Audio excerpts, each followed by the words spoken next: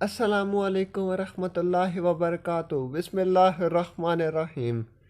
سمرقند سے طویل سفر طے کر کے آنے والا قصد سلطنت اسلامیہ کے حکمران عمر بن عبدالعزیز سے ملنا چاہتا تھا۔ اس کے پاس ایک خط تھا جس میں غیر مسلم پادری نے مسلمان سپہ سالار قطبیہ بن مسلم کی شکایت کی تھی۔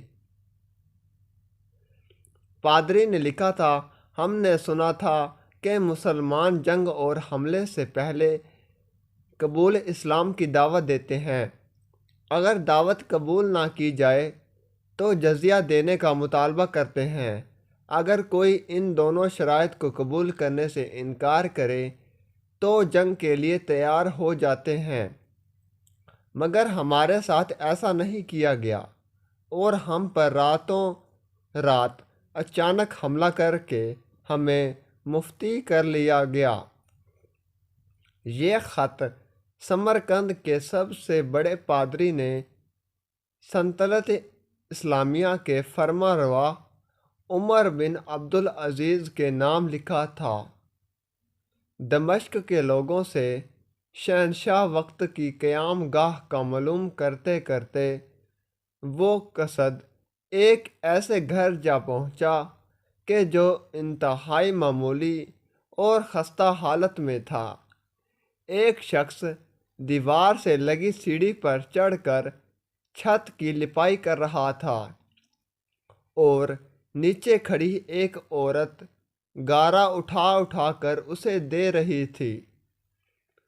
جس رستے سے آیا تھا واپس اسی رستے سے ان لوگوں کے پاس جا پہنچا جنہوں نے اسے رستہ بتایا تھا۔ اس نے لوگوں سے کہا، میں نے تم سے اسلامی سلطنت کے بادشاہ کا پتہ پوچھا تھا، نہ کہ اس مفلوک حال شخص کا جس کے گھر کی چھت بھی ٹوٹی ہوئی ہے۔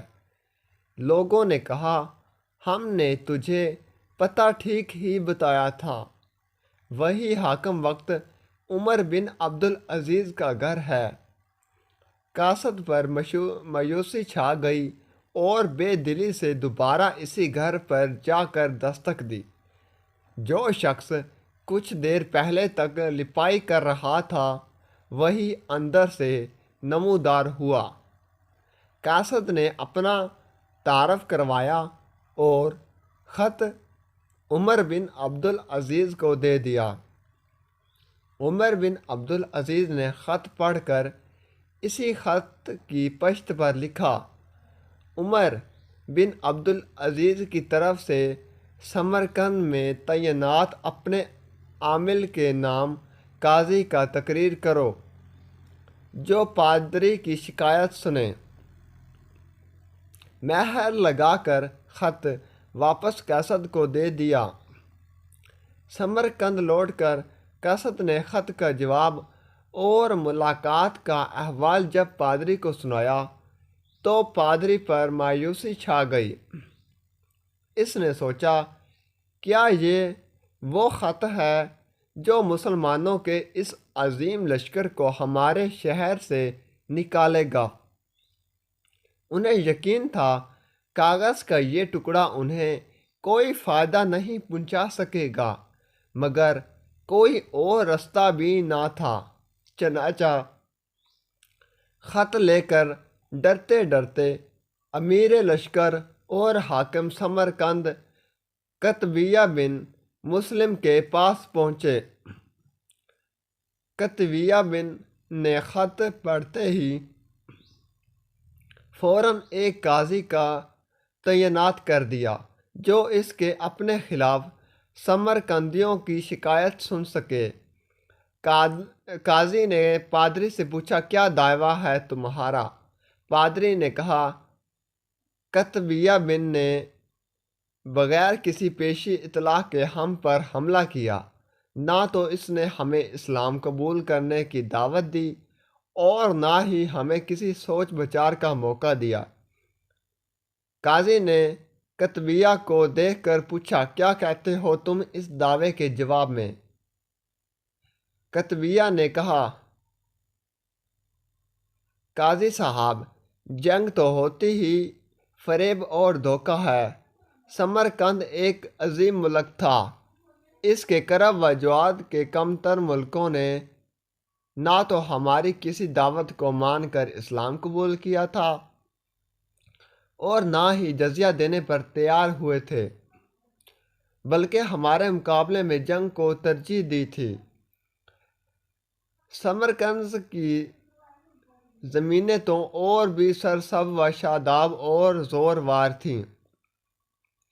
ہمیں پورا یقین تھا کہ یہ لوگ بھی لڑنے کو ہی ترجیح دیں گے۔ ہم نے موقع سے فائدہ اٹھایا اور سمرقند پر قبضہ کر لیا۔ قاضی نے کتبیہ کی بات کو نظر انداز کرتے ہوئے دوبارہ پوچھا، کتبیہ، میری بات کا جواب دو۔ تم نے ان لوگوں کو اسلام قبول کرنے کی دعوت، جزیہ یا پھر جنگ کی خبر دی تھی؟ کتبیہ نے کہا، نہیں قاضی صاحب، میں نے جس طرح پہلے ہی عرض کر دیا کہ ہم نے موقع سے فائدہ اٹھایا تھا۔ قاضی نے کہا، میں دیکھ رہا ہوں کہ تم اپنی غلطی کا اقرار کر رہے ہو۔ اس کے بعد تو عدالت کا کوئی اور کام رہ نہیں جاتا۔ اللہ نے اس دین کو فتح اور عظمت تو ہی عدل و انصاف کی وجہ سے ہے، نہ کہ دھوکہ دہی اور موقع پرستی سے۔ میری عدالت یہ فیصلہ سناتی ہے کہ تمام مسلم فوجی اور ان کے عہدیدار ان بما اپنی بیوی بچوں کے، اپنی ہر قسم کی املاک اور مال و غنیمت چھوڑ کر سمرقند کی حدود سے باہر نکل جائیں اور سمرقند میں کوئی مسلمان باقی نہ رہنا پائے۔ اگر ادھر دوبارہ آنا بھی ہو تو بغیر کسی پیشی اطلاع و دعوت کے اور 3 دن کی سوچ و بچار کی مہلت دیے بغیر نہ آیا جائے۔ پادری جو کچھ دیکھ اور سن رہا تھا وہ ناقابل یقین تھا۔ چند گھنٹوں کے اندر ہی مسلمانوں کا عظیم لشکر قافلہ در قافلہ شہر کو چھوڑ کے جا چکا تھا۔ سمرقندیوں نے اپنی تاریخ میں ایسا کبھی نہیں دیکھا تھا کہ جب طاقتور فاتح کمزور مفتی قوم کو یوں دوبارہ آزادی بخش دے۔